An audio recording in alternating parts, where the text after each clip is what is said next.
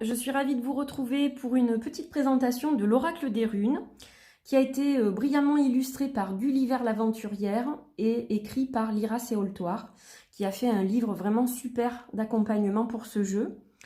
Alors, cet oracle m'a été envoyé par Isabelle des éditions Très Daniel, donc je tiens à la remercier bien entendu. C'est une nouvelle édition du jeu. Il y a déjà eu une édition il y a quelques temps, et là il s'agit d'une seconde édition. L'oracle a été légèrement modifié sous plusieurs aspects pour être encore plus joli, évidemment. Et si vous voulez voir la comparaison entre la première et la seconde édition, je vous invite à aller voir la vidéo de Valil qui explique bien les changements entre ces deux versions. Voilà, je vous mettrai évidemment le lien de sa vidéo sous la mienne. Donc, on va regarder ce jeu ensemble. Alors déjà, la boîte est magnifique, elle est glacée sur fond noir, très rigide, comme toujours chez Très Daniel. En fait, ça a été édité chez Vega, qui est un label de la maison Très Daniel. Voilà, donc dans ce coffret, il y a 24 cartes et un livret explicatif. Donc 24 cartes, pas 25. Il n'y a pas la 25e rune blanche, puisque vous savez, pour ceux qui connaissent les runes, que cette rune a été rajoutée bien plus tard, mais qu'à l'origine, dans le Futhark, il y avait 24 runes. Donc là, c'est vraiment le Futhark qui est pris en compte et pas les 25 runes, pas avec la 25e rune. Voilà. Porteuse d'une très ancienne tradition magique, les runes résument en 24 signes distincts les grandes lignes de la vie humaine. Sous forme de cartes, au travers de tirages simples et accessibles à tous, elles nous mettent ainsi en relation avec leur signification profonde, nous aidant à y trouver un écho à nos récurrentes préoccupations, une réponse à toutes nos questions. Un précieux outil divinatoire chargé d'histoire ancestrale qui vous accompagnera au quotidien. Voilà pour la petite intro au dos de la boîte. Donc cette boîte, elle est très belle. Comme vous le voyez, elle est vraiment magnifique, sous toutes les coutures. Et donc, on va regarder l'intérieur. L'intérieur est, on va dire, d'un gris clair, je dirais, assez sympa, puisqu'il est légèrement irisé. Donc voilà, le format est sympa aussi. Elle n'est pas trop grande, les cartes sont pas trop grandes pour un oracle, donc je trouve ça vraiment sympa. Et donc, l'intérieur de l'autre côté, c'est la même chose. Voilà. Alors, on va déjà, avant de regarder les cartes, regarder un peu le livre. Voilà, donc couverture semi-rigide, toujours de très grande qualité. En plus, le livret est relié avec du fil. Donc, c'est un livret qui, normalement, ne devrait pas s'abîmer avec le temps. Donc, ça, c'est appréciable. Voilà, donc on a une petite introduction qui est intéressante. Je vous recommande de la lire si vous achetez le jeu ou si vous avez le jeu et que vous ne l'avez pas fait, parce que c'est vraiment très intéressant. Ensuite, on a un petit paragraphe sur le nettoyage et la consécration des cartes. Un petit paragraphe sur les tirages. Voilà, et on a donc plusieurs tirages. Donc, on a le conseil, la balance, le masque, l'Yggdrasil, le dialogue, il y en a quelques-uns, et quelques conseils. Donc ça, c'est super parce que vous avez vraiment un travail qui peut être fait en profondeur avec ce jeu, avec tous les exemples que l'on vous donne. Alors, on passe donc aux 24 runes. Donc, vous avez chaque fois le nom de la rune avec l'illustration. Et on vous explique tout concernant cette rune. Donc, regardez, il y a énormément de renseignements dessus. Voilà, vous avez vraiment plusieurs pages d'explications. Donc, ça, c'est super. Donc, vous avez évidemment la même chose pour toutes les runes. Et donc, à la fin, vous allez avoir un mot sur les deux auteurs du livre. Donc, un mot sur Gulliver et un mot sur Lyra. Et vous allez avoir des sources bibliographiques également qui ont servi à l'élaboration du livre. Et une table des matières qui est à ne pas négliger puisqu'il n'y a pas de numéro sur les cartes. Et elles ne sont pas non plus par ordre alphabétique. Donc, ça vous sera très utile pour pouvoir trouver la bonne carte rapidement. Voilà.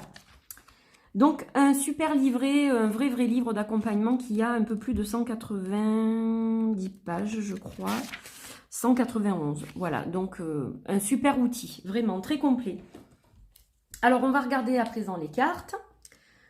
Donc déjà le dos il est super joli, moi j'aime beaucoup le mélange des teintes comme ça, aquarelle, c'est très très joli. Il y a des symboles différents avec un œil comme ça, donc ça fait très ancien, ça fait très divinatoire, voilà, ça fait très ancestral je trouve, et je trouve vraiment que c'est parfait pour accompagner ces runes. Donc les tranches sont dorées, alors ça lui rajoute évidemment un cachet supplémentaire je dirais. Voilà, et donc, voilà les cartes. Alors, la différence majeure, c'est qu'il y a juste un petit cadre tout fin doré, maintenant, et qu'il n'y a plus les symboles runiques, vous avez que le nom de la rune et l'illustration de la... pas l'illustration, pardon. La rune est incrustée dans l'illustration, mais elle n'est plus sur les cartes. Elle y était à 2 endroits en rouge. Et donc là, vous ne l'avez plus. Vous avez simplement le nom, donc... En fait, le cadre a été simplifié et on voit beaucoup mieux les images. On peut vraiment se projeter beaucoup plus facilement dans l'illustration. Et voilà, ça c'est juste sublime. Un travail sublime de Gulliver au niveau des illustrations. Le livre et le jeu sont vraiment sublimes tous les deux. Voilà, donc là on a Surs. Alors, je risque de ne pas très bien prononcer, je prononce à ma façon, donc ne m'en voulez pas. Our, Féo, As. Je l'aime beaucoup celle-ci avec l'arbre comme ça qui prend racine, les corbeaux, l'œil, la lune, le soleil. Elle est vraiment très belle. Ingoise. La gouze. Manaz. Ewas. Elles sont très très belles. Là vous retrouvez la couverture du jeu et du livre. Ewas.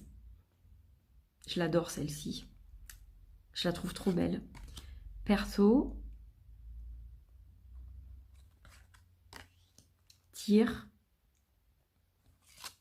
Sowilo.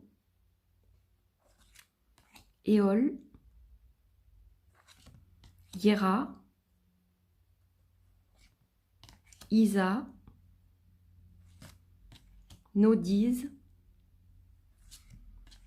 Agal, Wunjo,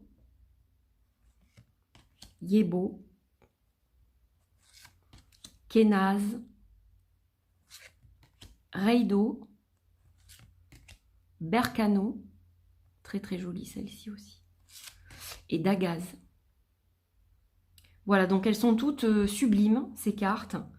Elles ont vraiment un charme particulier hein, dû aux illustrations, au style de Gulliver. Donc elles sont toutes très très belles. Alors ce qu'on va faire, c'est qu'on va en tirer une de rune pour voir un peu quel message on a aujourd'hui. Et je vais vous lire le message divinatoire.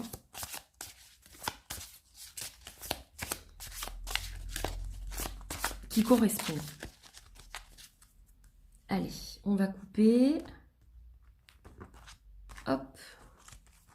Allez, on va choisir celle-ci. Et on a la rune Agal. Alors, je vais juste la chercher dans la table des matières. Page 78.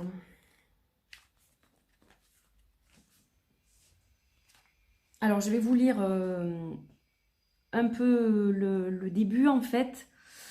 Et ensuite, je vous lirai le message divinatoire. Agal en vieux norrois, Agalaz en proto-germanique, Agel en vieil anglais signifie grêle et ouvre la seconde Aet, famille de runes, du futarque. Elle possède 2 graphies extrêmement différentes. La première reprise ici est la plus connue, rappelle un H barré d'1 ou 2 barres transversales obliques, respectivement scandinaves et mérovingiennes. La seconde plus récente rappelle un astérix avec une barre verticale barrée de 2 transversales obliques croisées, rappelant la forme cristalline du grêlon que son nom évoque. Elle code généralement la lettre H aspirée, et pour les versions les plus récentes du futarque, la lettre X. Sa première graphie proche du H évoque une toiture déséquilibrée par une violente chute de grêle. Alors, on va regarder au niveau du message divinatoire. Hagal est le plus souvent un présage de difficultés, de complications survenues là où on ne les attendait pas forcément, de délais imprévus et ennuyeux, d'épreuves à surmonter dont on se serait volontiers passé. En tant que première rune du Naët, elle indique également la fin d'un cycle, parfois dans la douleur, mais un passage nécessaire pour avancer et faire table rase de l'inutile et de ce qui est par habitude paresse ou routine, et lentement devenu toxique. Elle annonce presque toujours une transformation, passant le plus souvent par un changement radical, auquel il sera difficile de s'adapter. Mais la voir surgir dans un tirage ne doit jamais décourager. Elle se manifeste justement pour prévenir que les vents vont tourner de manière à permettre de s'y préparer au mieux pour encaisser le choc qu'elle annonce. Si l'épreuve est d'ordre spirituel, il n'est pas rare qu'elle soit de celles dont on ressort avec une foi plus solide, forte de l'expérience de manifestation de puissance qui nous dépasse. Les événements à venir seront hors de contrôle et il faudra l'accepter. Ce n'est qu'en cessant de lutter contre le courant, en se contentant de s'y protéger, que l'orage finira par passer. Elle indique qu'une perte ou un dommage est en route. Même si on ne peut l'éviter, il est tout à fait possible de s'y préparer et d'en limiter ainsi les dégâts pour mieux se reconstruire une fois la crise passée. Car tout comme la grêle, la crise annoncée par Hagal sera de courte durée.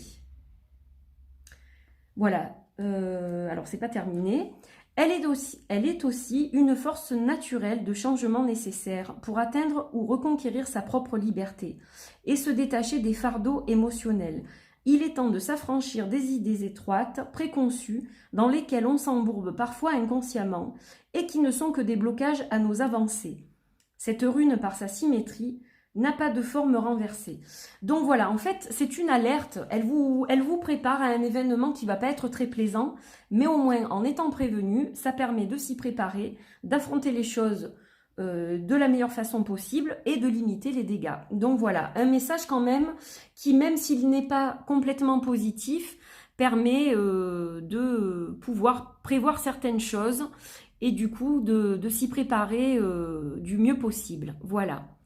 Donc ça vous donne une idée aussi des écrits qu'il y a dans le livre. J'espère que cette petite présentation de l'oracle des runes vous a plu.